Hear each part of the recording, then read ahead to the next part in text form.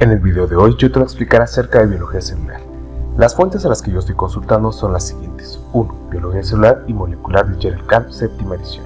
2. Bioquímica, las bases moleculares de la vida, quinta edición, o también conocido como Turibaki. 3. Compendio de biología celular. 4. Técnicas básicas en biología celular, WAP, ediciones de laboratorio de biología celular. Este tema yo lo voy a dividir en los siguientes subtemas, en los cuales se irán exponiendo en las siguientes diapositivas. 1. Dominios. 2. Diferencia entre eucariota y procariota. 3. Virus. 4. Viroides, virusoides y priones. 5. Teoría endosimbiótica. 6. Organelos membranosos y no membranosos. 7. Citoesqueleto. Ok, para dar comienzo a este grandioso tema o de gran interés, voy a dividirlo en los siguientes puntos. Dominios, que serían procarionte, arcae, eucarionte. Aquí hay que hacer mucho énfasis debido a que arcae proviene también de la familia de las procariontes. Procarionte 1 no tiene el núcleo bien definido, en el cual se clasifica como nucleoide. 2. No tiene organelos rodeados de membrana. 3.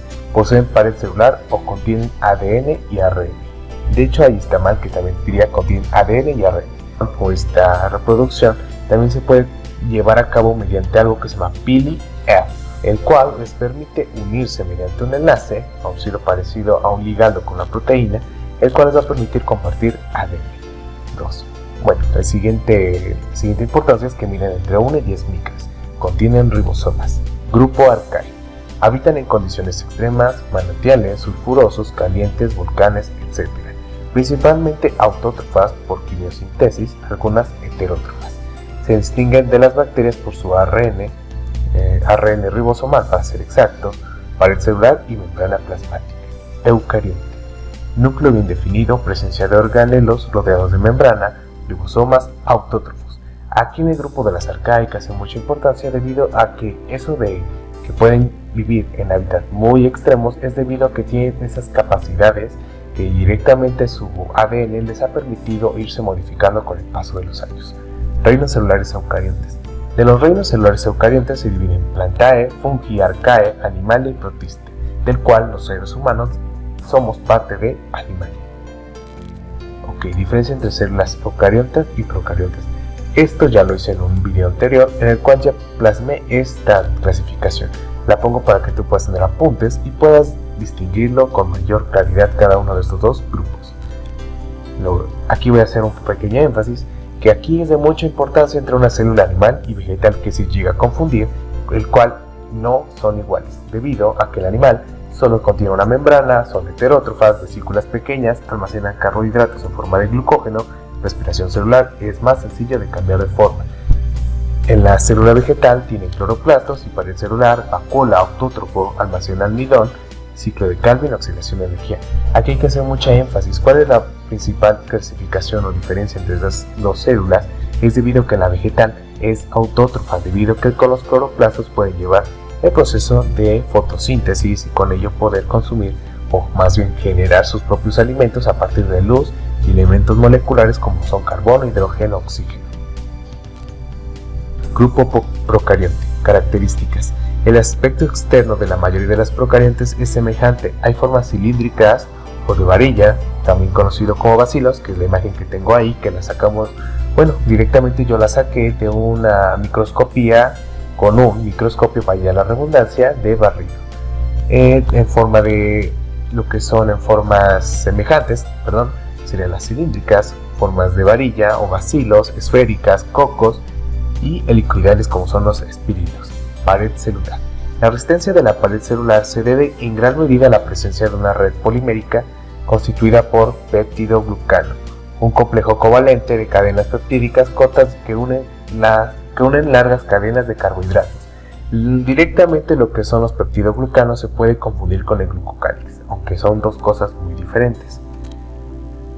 Aquí otra característica importante son las capas de limo, también llamadas biopelículas, las cuales son acumulaciones desorganizadas de polisacáridos y se forman cuando los microorganismos se adhieren a una superficie y proliferan. De hecho, es de gran importancia las capas de limo debido a que es una biopelícula, la cual le permite protección a la bacteria en procesos de reproducción y este le permite al igual protegerse del sistema inmunológico. Indirectamente esto se ve con mucha facilidad en lo que son los estreptococos, debido a que forman esas colonias, forman la biopelícula y son resistentes a los antibióticos. Muchas bacterias contienen también otras moléculas de DNA circular pequeños denominados plásmidos, los cuales se encuentran fuera del nucleoide. Aunque no son necesarios para la proliferación o para la división de la célula, los plásmidos en general proporcionan a la célula ciertas ventajas bioquímicas sobre las otras células que carecen de ellos.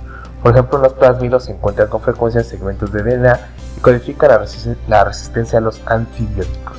En este caso yo ya estoy hablando del citoplasma, en el cual en la célula procariota puede haber estos elementos que son los plásmidos, el nucleoide y demás. Bueno, aquí también hago un pequeño énfasis debido a que lo que son los plásmidos le permite tanto a la célula poder crear una resistencia, algo así como en el sistema inmunológico, que son las CD4, CD8 o las natural killer, y poder guardar esa información para protegerse de los antibióticos, lo que comúnmente se llama resistencia a antibióticos o resistencia bacteriana. Virus. Aquí hago énfasis en estas características muy sencillas que son realmente impresionantes de los virus. 1. Parásitos intracelulares obligados. ¿A qué se refiere esto? Debido a que los virus, para poderse reproducir, llevar un proceso de alimentación, tienen que llegar con un huésped.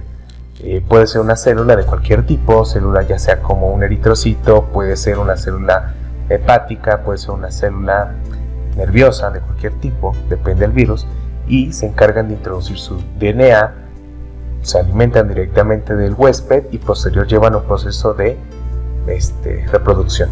2. Dependen de otro organismo para su reproducción, como ya lo había explicado, al transportar el ácido nucleico virán de una célula hospedera a otra. Contienen RNA o ADN, las cuales tienen enzimas líticas o transcriptasas.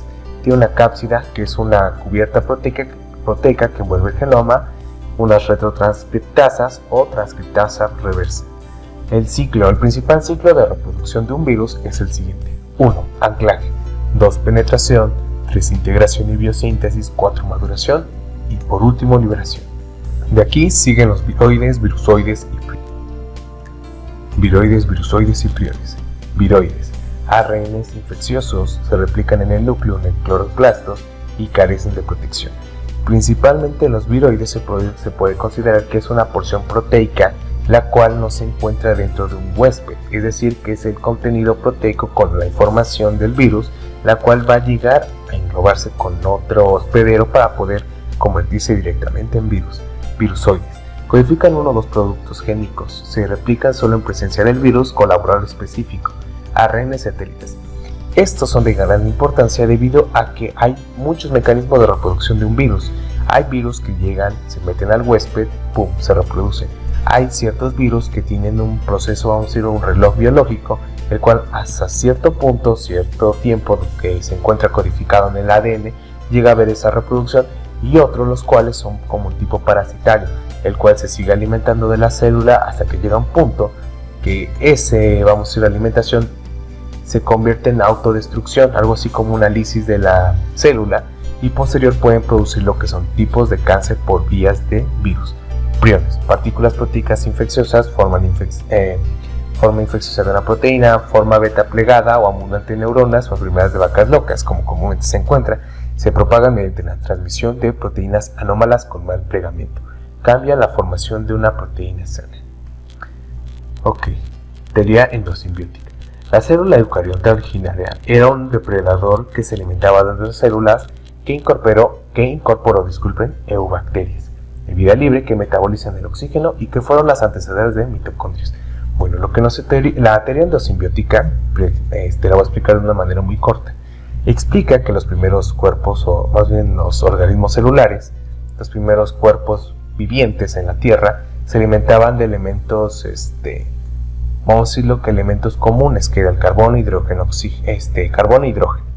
azufre, elementos metálicos. Bueno, la teoría nos dice que estos, vamos a decir, organismos, al momento de la faz de la Tierra, como no había oxígeno, eran 100% anaerobios, o lo que comúnmente se llaman anaerobios estrictos. Pasó el tiempo, en esos procesos metabólicos empezó a ver lo que fue la producción de ácido láctico, que fue la principal alimentación de esta célula, y llegó un punto que empezó a reducir esa concentración tóxica y empezó a haber liberación de oxígeno molecular. Debido a que este oxígeno molecular era tan tóxico para estas células, las células tuvieron que unirse a pequeños organelos como lo son la mitocondria para poder consumir este oxígeno molecular y por ende poder sobrevivir. La teoría endosimbiótica nos explica que en sí estos organismos, estas células, tuvieron que adaptarse a su medio ambiente debido a que, por ende, como se acabaron todos los elementos tóxicos como fue azufre, hubo mayor concentración de oxígeno, el cual el oxígeno molecular es muy tóxico para las células. Organelos. Aquí voy a hacer énfasis en lo que son membranosos y no membranosos. Organelos membranosos y no membranosos. Aquí hago énfasis en membranosos, que serían núcleo, mitocondria, retículo endoplásmico rugoso, retículo endoplásmico liso, vesículas, peroxisomas, lisosomas, aparato de Golgi. No membranosos, ribosomas, centriolos, citoesqueleto, nucleolo. Célula procariante y eucariante. Aquí voy a hablar acerca de elementos importantes en las células, tales como es el citoplasma, membrana plasmática y glicocáliz. Ok, ¿qué es el citoplasma? Propiamente dicho, es el material que rodea el núcleo de una célula y consiste en una matriz que es el citosol, en la cual se encuentran suspendidos los organelos de la célula. Propiamente dicho, el citosol es un solvente. De la manera más pequeña y de la forma más corta, ese es el significado del citosol. El citosol está compuesto en su mayoría por agua, aunque contiene también enzimas, proteínas, iones, metabolitos de mRNA, que es el RNA mensajero, RNA de transcripción y desechos, etc. Diversos procesos metabólicos ocurren en este lugar, tal como es el caso de la glucólisis, que la glucólisis es una de las rutas metabólicas encargadas de romper directamente la glucosa a dos elementos de piruvato. Bueno, no vamos a entrar en ese tema. Membrana plasmática. Bicapa de fosfolípidos, permeabilidad selectiva. Sus funciones principales incluyen transporte, dar estructura y soporte. Forma límite de la célula. Tiene una parte hidrofílica e hidrofóbica. Contienen proteínas, lípidos y carbohidratos. Bueno, aquí principalmente la membrana plasmática tiene la función de un receptor, el cual puede ser estimulado por factores externos o factores internos. Lo más importante es la porción hidrofílica e hidrofóbica, debido a que ciertas proteínas, por ejemplo la porción hidrofílica, también conocida como cabeza, y una porción hidrófoba, en la cual se encuentran los dos cuerpos de ácidos nucleicos, ácidos nucleicos o ácidos grasos, dependiendo del tipo de proteína. Glicocáliz consiste en los carbohidratos que se encuentran unidos a proteínas o lípidos en la parte externa. Protección y reconocimiento. Retículo endoplásmico rugoso. Características importantes. Principalmente estas son sus características básicas del retículo endoplásmico rugoso. 1. Sitio de síntesis de proteínas. 2. Modificación de proteínas sintetizadas. 3. Glicosilación a proteínas. Modificaciones de ciertas proteínas como lo son la sulfación, hidrosilación, plegamiento, chaperonas y glucosilación. Importante para darle factor de ciertos tipos de sangre, que serían A, B o cero positivo. Contiene ribosomas que están pegadas debido a los riboforinas, proteínas. Tienen cisternas o sacos aplanados, conexión con membrana nuclear y con retículo endoplásmico liso. Se producen enzimas hidrolíticas y proteínas de secreción. Enzimas que produce son lipasas, las fosfatasas, las ADNasas, RNasas y otras. 10. Circulación intracelular de sustancias que no se liberan al citoplasma. Elaboran las proteínas integrales y los lípidos de la membrana plasmática. Muy desarrollado en células secretoras. Produce vesículas de transporte hacia Golgi, COP2.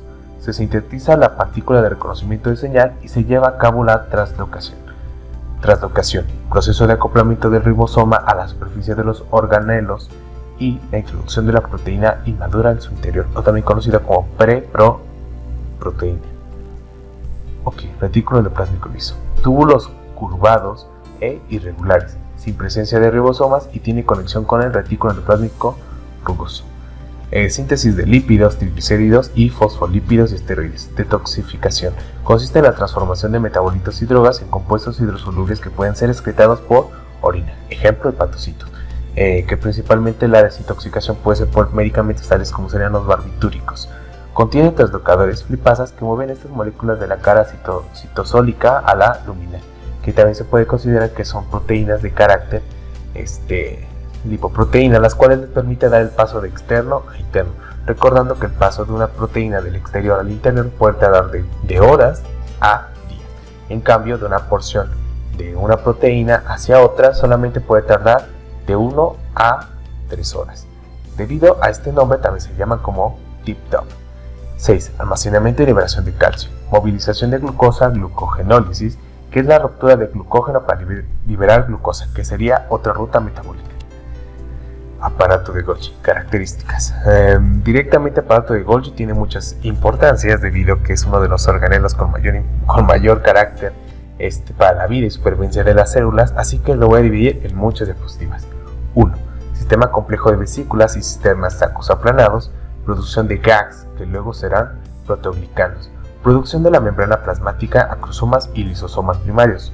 Modifica proteínas que miden del retículo endoplásmico rugoso o glicosilación y fosforilación. Se añade manosa también, lugar de mayor síntesis de carbohidratos. Después se encarga de empaquetarlas y distribuirlas en el interior de la célula o enviarlas al exterior de la célula. Posee proteínas fibrosas que reciben el nombre de matriz, que ayudan al mantenimiento de la estructura del aparato. Vesículas de transporte producidas por el retículo endoplásmico rugoso, COP2, se une a la cara cis, que puede ser considerada como la entrada, la cual es la cara más cercana al retículo endoplásmico rugoso. Dos hipótesis. 1. La más antigua y menos válida también. Cisternas estacionarias y vesículas transportadoras. Proceso de maduración de cisternas. Cisternas se mueven en la cara cis hacia la trans al momento que transportan y modifican su carga. Entonces las vesículas del retículo endoplásmico rugoso se fusionan en la cara cis, creando una cisterna llamada ERGIC, la cual se mueve progresivamente hacia la cara trans. Se encuentra dividido en tres partes. Cara cis, mayor concentración de la enzima transferasa de la N-acetilgalactosamina. Zonas intermedias contienen transferasa 1 de la N-acetilglucosamina. Cara trans contiene mayor cantidad de galactosiltransferasa. Salida del aparato de Golgi más cercana de la membrana plasmática, formada por organización tubo-vesicular llamada TGN o Trans-Golgi Network, o cisternas con moléculas procesadas se deshacen en vesículas llamadas vacuolas condensadoras. Las vesículas llevan proteínas modificadas a membrana, lisosomas o hacia afuera por exocitosis. Flujo de reciclado de sustancias que van en sentido contrario realizado por vesículas denominadas COP1, parte de las zonas laterales de la cisterna y van hacia la cara cis. ¿En qué consiste la exocitosis? 1. Las vesículas secretorias o gránulos secretores con hormonas o enzimas digestivas que brotan de la cara trans permanecen almacenadas en el citoplasma hasta que se estimula su secreción. 2.